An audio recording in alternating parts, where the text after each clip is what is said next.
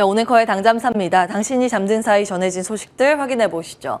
여전히 경기 침체에 들어간 것인가 아닌가에 대한 논란이 거세서 과거 데이터부터 다시 한번 정리해 보겠습니다. 4월 4일 이때부터 장단기 금리차 역전이라는 포인트를 제시해 드린 바 있습니다. 왜냐하면 경기 침체에 들어가기 전에 장단기 금리차 역전이 이르면 3개월에서 6개월, 늦으면 2년 전쯤에 나타났다는 점을 체크해 드렸습니다. 당시에 장단기 금리차 역전을 바로 코앞에 두고 있다는 점까지 같이 말씀을 드렸습니다. 현재는 어떨까요? 현재 보겠습니다. 현재는 장단기 금리차 역전이 깊숙이 들어간 모습입니다. 오늘 밤 데이터로 마이너스 0.37, 네, 역전이 된 거죠. 2년물과 10년물의 격차 스프레드입니다.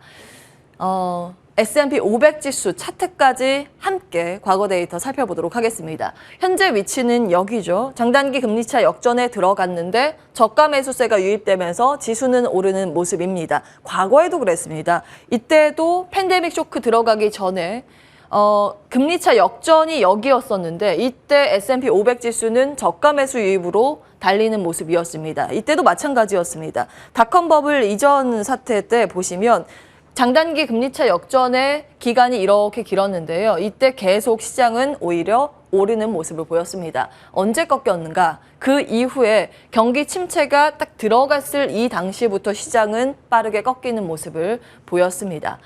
이번에는 어디쯤 위치해 있는 것일까요? 현재 시장은 언제쯤 경기 침체에 대해서 확실히 잡히는지 여부에 주목을 하고 있습니다. 관련 데이터 보시죠. 전미경제연구소에서 구조적인 경기 침체 판단을 선언할 것인가 말 것인가 집중하고 있는 이유가 그 내용입니다. 뱅크 오브 아메리카에서는 사실 그렇게 발표가 안 날 거라고 보고 있습니다. 지금 경기 침체 근처에도 안 갔다라는 보고서를 냈습니다. 왜냐하면 전미경제연구소에서 경기를 판단하는 6개의 지표 모두 지금 마이너스가 아니라 확장 국면 다 플러스권을 유지하고 있기 때문이라는 근거를 들었습니다. 그리고 애틀란타 연은에서 자체 모델로 고시하는 GDP 추정치 간밤 새로 업데이트가 됐는데요. 여전히 플러스 고시가 됐습니다. 위아래로 조금 등락은 있습니다만 계속해서 3번에 걸쳐서 이 추적치 공개된 것은 모두 플러스권. 마지막 고시는 3분기 GDP는 1.4% 플러스 추측치 나오고 있습니다.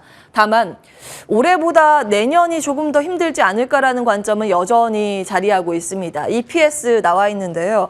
올해의 데이터가 이 하얀색 좀 잘 버텨주는 모습입니다만 내년 데이터가 이 빨간 부분입니다.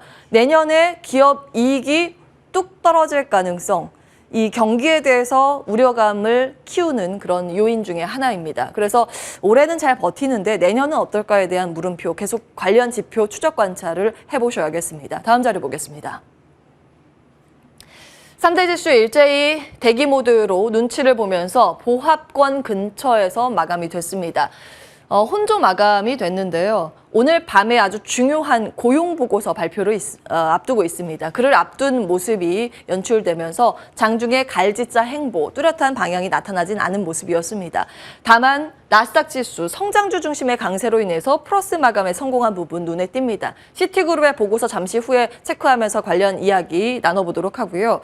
심리도 악재를 지금 무시하고 오르는 상황입니다. 사실 이날 악재거리가 조금 더 호재보다 우세했습니다. 중국 미사일 발사 소식이 있었고요. 월마트 구조조정으로 인해서 소비가 우려되는 것 아니라는 그런 우려감이 있었습니다. 실업수당 청구 건수가 증가했죠. 그래서 고용 이거 정말 괜찮은 거 맞아? 라는 물음표도 달렸습니다. 그럼에도 불구하고 4월 이후 처음으로 이 공포 구간에서 벗어난 모습, 중립으로 심리는 올라와 있습니다. CNN이 제공하는 공포 탐욕 지수인데요.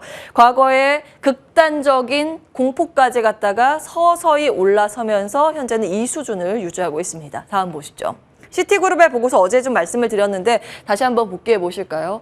얻어맞은 주식 우선 매수 전략 추천 보고서 말씀을 드렸습니다. 많이 빠진 과매도 종목을 매수하는 전략을 시티그룹에서 발표를 했는데요. 그때 같이 제시됐던 종목들이 메타, 디즈니, 아마존, 타겟, 오토데스크였습니다.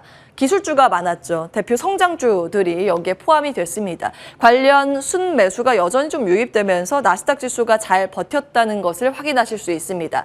어제 이 보고서를 말씀드리면서 그러면 우리나라의 과매도 종목은 무엇일까라는 고민 함께 나눠드렸습니다. 첫 번째 게임주였고 두 번째 바이오였죠. 게임주부터 좀 보겠습니다. 그때 어제 같이 이제 말씀을 드린 화면이었는데요. 7월 8일 투자뉴스에서 이제 제가 대체 진행을 하면서 보여드린 화면이었습니다. 이렇게 당시에 25거래일 동안 빠진 낙폭을 말씀드렸는데 그 이후에 또 어제까지 한 대부분의 종목들이 10에서 30% 올랐다라는 부분 체크해드렸고요. 어제 게임주의 폭발적인 시세가 연출되긴 했습니다. 그러나 급등 상위 종목의 순서로 배열을 해서 놓고 보시면 숏커버링에 대한 가능성을 아예 배제하고 볼 수 없기 때문에 그 점은 감안하고 따져보셔야겠습니다. 바이오 들어가겠습니다. 바이오 섹터의 아웃퍼폼, 간밤 미증시에서 눈에 띄었습니다. 물론 헬스케어 전체 섹터가 뭐 강했던 건 아닙니다만 바이오테크, 바이오 기술 기업들의 강세가 눈에 띄었습니다. 대표 추종 ETF XBI가 간밤 5.5% 급등을 하면서 7월 내내 이어졌었던 박스권 상단을 단숨에 돌파하는 흐름 눈에 띄었습니다. 호재거리 추가된 부분은 인수 소식이었는데요. 빅테크 기업들이 최근 인수를 활발히 하고 있는 모습 눈에 띄었고요. 인수뿐만이 아니라 라이선스, 이 기술 수출에 대한 부분도 활발히 거래가 되고 있다는 점이 최근 눈에 띄는 하나의 데이터입니다. 키움증권에서 이 제시한 보고서 내용의 이 차트를 가지고 왔습니다. 글로벌 M&A 분기별 추이인데요. 건수로 보시죠. 분홍색 막대인데 2분기 때 건수가 이번에 확실히 급증한 것을 확인하실 수 있습니다. 한 가지 이제 관전 포인트 바이오 보실 때 체크해 보시면 되겠습니다. 조금 더 들어가겠습니다. 8월 3일 당잠사 화면입니다. 당시 러셀 2000 지수만 시장 빠질 때 러셀 2000 지수의 강세를 통해서 이제 스몰캡을 봐야 하지 않을까라는 관점의 보고서를 소개해 드린 바 있습니다. 8월은 모멘텀 플레이다. 키움증권에서 이렇게 이야기를 했고요. 최근 들어서 확실히 코스피보다 코스닥 지수가 아웃퍼폼하는 모습이었죠. 이때 이제 바이오 말씀을 드렸고 바이오의 체크 포인트 하나 하반기 학회 일정이었습니다. 그래서 일정을 오늘은 정리를 해봤는데요. 다음 화면으로 함께 확인해 보시죠. 주요 남은 일정입니다. 9월부터 연말까지 이제 남은 일정 체크해 보시기 바라겠습니다. 일정 변경 가능성이 있다라는 점 열어두시고요. 국내 관련 이슈가 또 잡혀서 오른쪽에 정리해 봤습니다. K-바이오 백신 펀드 운용사 선정 공고가 내려졌다라는 기사가 떴더라고요. 8월 26일까지 진행이기 때문에 일정 체크해 가시면서 살펴보시면 되겠고요. 규모와 내용면들 정리해 봤습니다. 다음 보시죠. 이제 유가 이야기를 해보겠습니다. 간밤 국제 유가가 또 급락을 하면서 러시아 우크라이나 전쟁 이전 수준으로 회귀하는 모습 눈에 띄었습니다. 서부 텍사스산 원유 WTI 이제는 $90 밑까지 내려와 있습니다. 이 영향으로 미증시 섹터별 흐름 보시면 에너지 섹터의 급락이 연결고리로 딱 눈에 띄실 겁니다. 3.6%나 급락했습니다. 나머지 섹터는 보합 근처에서 등락을 거듭한 수준이었습니다. 유가 조금 더 들어가 보겠습니다. 과거의 자료 준비를 해봤는데요. 과거의 유가의 중요한 관전 포인트의 연결고리 하나하나 좀 따져보겠습니다. 이제 유가 전망을 둘러싼 뜨거운 논쟁이 그 당시에 펼쳐지고 있다는 점 체크해드렸죠. 7월 8일 당잠사 화면 내용이었습니다. 이때 유가가 $120까지 가기도 했었는데 JP모건은 $380까지 간다고 이야기를 하기도 했습니다. 참 이게 유가 맞추기가 어렵다라는 걸 여기서 확인하실 수 있습니다.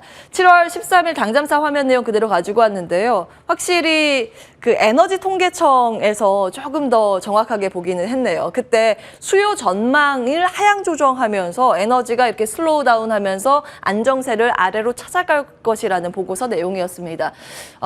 예측보다는 정말 대응의 영역이 이 유가이지 않을까 싶은데요. 그럼에도 불구하고 여러 가지 시나리오 가능성을 열어놓으면서 유연한 대응 전략이 필요하다는 생각이 들었습니다. 그래서 구체적인 내용들 관련 이제 넓은 화면에서 관련 자료들 계속해서 체크해 드리도록 하겠습니다. 유가와 이제 친환경의 연결고리를 다시 한번 좀 살펴볼까요? 다음 화면으로 보겠습니다. 예, 그때 이제 유가가 이 급등을 할 이 당시에 말씀을 드린 부분, 대체 에너지의 부각의 가능성에 대해서 하나의 체크 포인트로 말씀을 드린 바 있습니다. 시차를 두고 전기차 추종 ETF와 그리고 대체 에너지, 풍력, 태양광, 수소가 다 포함된 신재생 에너지 ETF가 이렇게 올랐다라는 것을 확인하실 수 있습니다. 그리고 최신 데이터까지 좀 가지고 왔는데요. 유가가 떨어지고 있음에도 이런 신재생 대체 에너지들이 상승세를 시현하고 있습니다. 이제는 관전 포인트를 정책에 맞춰야 하지 않을까 싶습니다.